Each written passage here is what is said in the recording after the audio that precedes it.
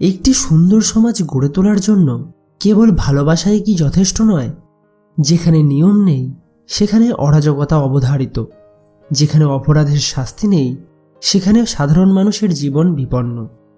আজ থেকে হাজার হাজার বছর আগে মৌর্য সাম্রাজ্যের স্থপতি আচার্য চাণক্য এক অমোঘ সত্য বলে গেছেন, দণ্ডনীতির সঠিক প্রয়োগের মাধ্যমেই কেবল প্রজাদের রক্ষা করা সম্ভব।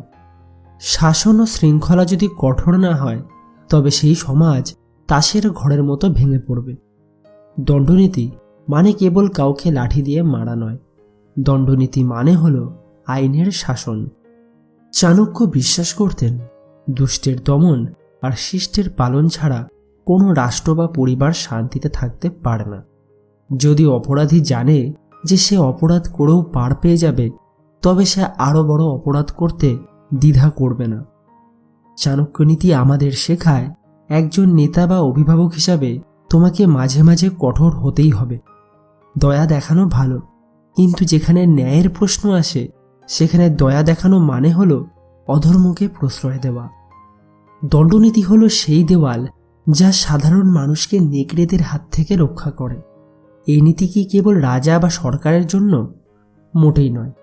এটা তোমার নিজের জীবনের ক্ষেত্রেও সত্য। তোমার নিজের ভেতরকার যে অলসতা, যে কুচিন্তা বা যে বাজে অভ্যাসগুলো তোমাকে ধ্বংস করছে, তাদের ওপর কি তুমি দণ্ডনীতি প্রয়োগ করছো? নিজেকে শৃঙ্খলে বাঁধার জন্য নিজের উপর কঠোর হও। যদি তুমি আজ নিজের ভুলগুলোকে শাসন না করো তবে কাল সমাজ তোমাকে শাসন করবে। অবশ্যই মনে রেখো, দণ্ড বা শাস্তি কেবল ভয় দেখানোর জন্য না, এটি ন্যায়ের পথ সুগম করার জন্য। শৃঙ্খলা ছাড়া স্বাধীনতা আসলে বিশৃঙ্খলা ছাড়া আর কিছুই নয়।